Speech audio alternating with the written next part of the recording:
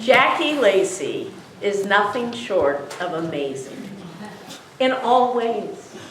If you know the Honorable Jackie Lacey, our district attorney, you know that this is somebody who brings amazing energy. I'm going to use that word too much. Incredible energy, dedication, integrity, foresight, organization, to the district attorney's office and to all the wonderful lawyers, in fact, the almost 1,000 lawyers who are under her command. She has a huge office with many, many Loyola grads, I'm proud to say, and a large staff as well. And she has taken this office since her appointment in December of 2012 and brought it into her light and made it into an office where she sees new initiatives, new approaches, new collaborations, new ways to make the people of Los Angeles safe. As you all know, Jackie Lacey was the first woman and the first African American to become the district attorney here in Los Angeles. Long before others jumped in, she was at the forefront of developing alternative sentencing measures, alternative courts, new ways to address the underlying problems in the criminal justice system. And for all she does, and for how much she is recognized nationally, even internationally, she still remains accessible to us little folk, to people like us who say, wow, this is a true public servant, somebody who spends every single day saying, how can I serve the people of Los Angeles? So it's with great love and joy and pride that I introduce to you the Honorable Jackie Lacey.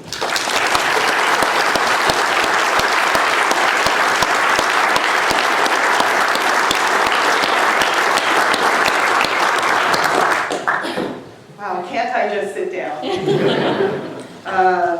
Before I give you my prepared remarks, I cannot be in this room without thinking back on your theme of 50 years of how things have changed, without giving credit to some of the people in the room who have shaped who I am. Obviously, District Attorney Steve Cooley, for as long as we were in the same room.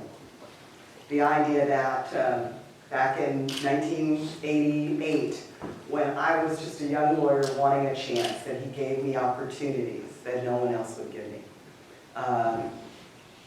How can I say thank you to him enough for giving me these opportunities and supporting me in being district attorney? I do thank him every chance I get publicly. But there's some other people in this room also that I just want to thank. I tried probably 11 murder cases in of the 60 that I tried. And most of those significant cases, most of the cases that, in my opinion, shaped my career were tried in front of Judge Ron Cohen. And to see them sitting here and to know you never forget the bond you have in the trenches of your life, in the crises of your life. And, I really am so grateful to him because he knew the law and he protected the records so very well that we know in those cases that the right person was convicted and that justice was served and they got a fair trial. And so to see him on a panel today is extraordinary. And I just want to say thank you to him for what he did.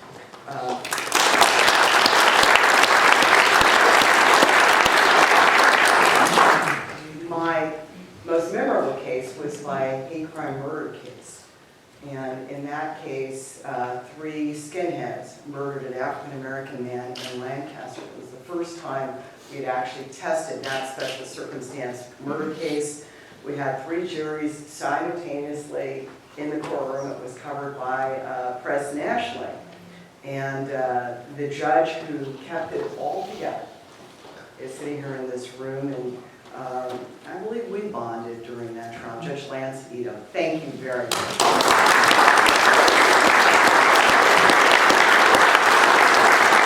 I do want to say congratulations to all of the honorees, particularly Max Hunt. Levenson, he had to be cheering with us yesterday when Angela Spasia got her 11 years for the biggest political corruption case.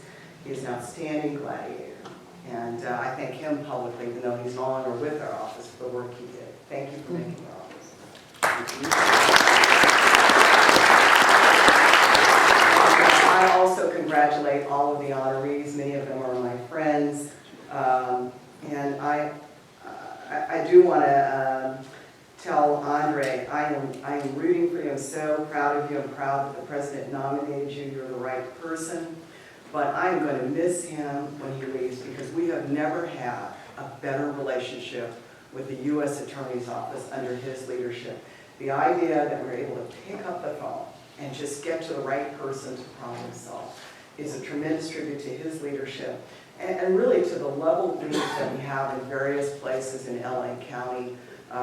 It just has never been better. And so while I'm rooting for him, there's a little bit of, oh shoot, I hope we get somebody good to replace him. You know, we've just accomplished so much together, and I'm extremely proud of him and want the best for him. Laurie Levenson. So the first time I actually sat down and talked with Laurie Levenson was in a cafeteria here. I don't even know where the cafeteria was. Do you remember that? Yeah. It was you, I, and Jean, and it was a very unglamorous lunch because I don't even remember what we ate. But what struck me... It was here. It wasn't so good. Yeah. But what struck me was while we were having lunch, the number of students who interrupted our lunch so, you know, to talk to her, and she never made them feel like they were interrupting her. I've never seen a relationship like that between a professor and students. I certainly never had it with my professors. And she is an extraordinary human being, and the fact that she does this is amazing, and the fact that she doesn't realize that when we take her calls, everybody takes her calls, and part of it is because she's a spokesperson out in the public, but the other part of it is that you know, she's an extraordinary human being, and I thank her for inviting me and continuing to be supportive of me as I am on this journey called District Attorney. So I do want to thank her and thank Judge Fidler for this institute. It is one of the few times where prosecutors, defense lawyers, and judges who practice law in state and federal court get together to discuss in a civil manner the issues, right? I note that in reviewing your schedule, you will explore changes that have occurred in the practice of criminal law and civil law. And in terms of the things that have changed, a lot has changed. With regard to those who possess drugs, it used to be, I can recall when you possessed a marijuana cigarette, you know, you had to do 5 days in the county jail, and we have now moved away from incarceration to deal with those who were drug addicted to drug treatment. Certainly in the last 50 years, we've had 3 strikes. We've had a lot of discussions about mandatory minimums. Realignment is a huge sea change. Our forensics have changed. Use of DNA was very novel not too long ago. Now we have GPS and cell phones as almost an expected way or an expected appearance in our cases. We've got incredible tools such as wiretaps. We've got PowerPoints. Everybody's on the computer.